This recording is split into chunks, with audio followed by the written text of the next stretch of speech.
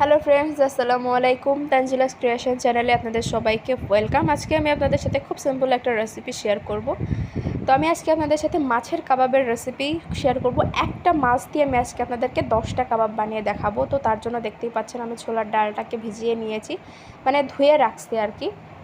তারপরে আমি এখানে যে মশলাগুলো নিয়ে নিয়েছি সেগুলো আপনাদেরকে দেখিয়ে দিই। গরম মশলা নিয়েছি, জিরে, পেঁয়াজ, কাঁচা মরিচ নিয়েছি, ধনে পাতা, আস্ত ধনে আর রসুন নিয়েছি। এখানে আপনারা দেখুন আমি ধনে পাতার মানে ডাটার অংশটা একটু বেশি নিয়েছি। আপনাদের কাছে পুদিনা পাতা থাকলে আপনারা সেটাও ইউজ করতে পারেন, তো আমি আর পুদিনা পাতাটা এখানে ইউজ করে নাই। তো আমি এবার একটা পাতিলে পানি নিয়ে নিয়েছি, এবার ডালটাকে এর মধ্যে দিয়ে দিয়েছি। নর্মালি আমরা যখন চিকেন কাবাব বা বিফ কাবাব বানাই মাছটাকে এই ডালের সাথে সেদ্ধ করি, কিন্তু এই মাছের কাবাব বানানোর সময় কিন্তু মাছটাকে আলাদাই সেদ্ধ করতে হবে। তো আমি এর মধ্যে আর মাছ কিন্তু সেদ্ধ করব না, মাছ আমি আলাদাই সেদ্ধ করব। এবার এই মশলাগুলো আমি এর মধ্যে দিয়ে দিচ্ছি। এবার আমি এর মধ্যে পরিমাণ মতো লবণ অ্যাড করে দেব। আমি এর মধ্যে পরিমাণ মতো লবণ দিয়ে দিলাম। এবার এর মধ্যে আমি একটু মরিচের গুঁড়া দেব আর একটু হলুদের গুঁড়া দিয়ে দেবো। তো সব কিছু দিয়ে দেওয়া হয়ে গেলে আমি এটাকে এখন সেদ্ধ করতে বসাই দেব চুলাতে। তো একটা ঢাকনা দিয়ে দিচ্ছি, এবার এটাকে সেদ্ধ করে নেব খুব ভালো করে। তো সেদ্ধ হয়ে গেলে আমি এটাকে আবার নামায় নিচ্ছি। তো দেখুন আমি এটাকে সেদ্ধ করে নিচ্ছি।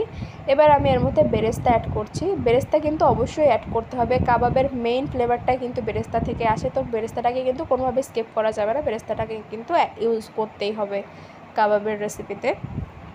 এরপর আমি একটা মাছকে সেদ্ধ করে কাটা ছাড়িয়ে নিয়েছিলাম, মানে এক পিস মাছ। তো সেটা আমি এর মধ্যে এখন অ্যাড করতেছি। এবারে সব কিছু আমি একসঙ্গে বেটে নেব। আপনারা চাইলে ব্লেন্ডারে ব্লেন্ড করে নিতে পারেন, কিন্তু এটাকে কিন্তু একটু মিহি করে বাটতে হবে।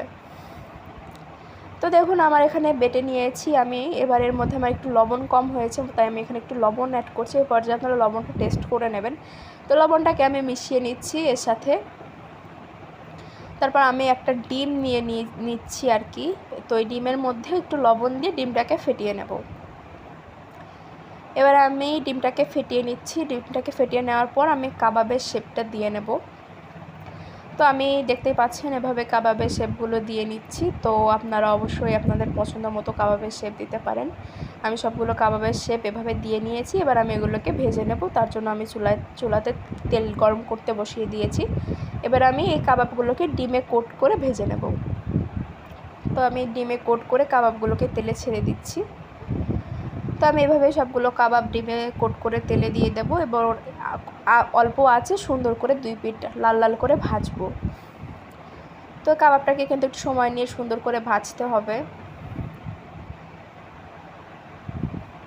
তো দেখুন আমার কাবাবগুলো কিন্তু ভাজা হয়ে গেছে, সুন্দর করে ভেজে নিয়েছি। এবার আমি এটাকে সার্ভ করে নেব।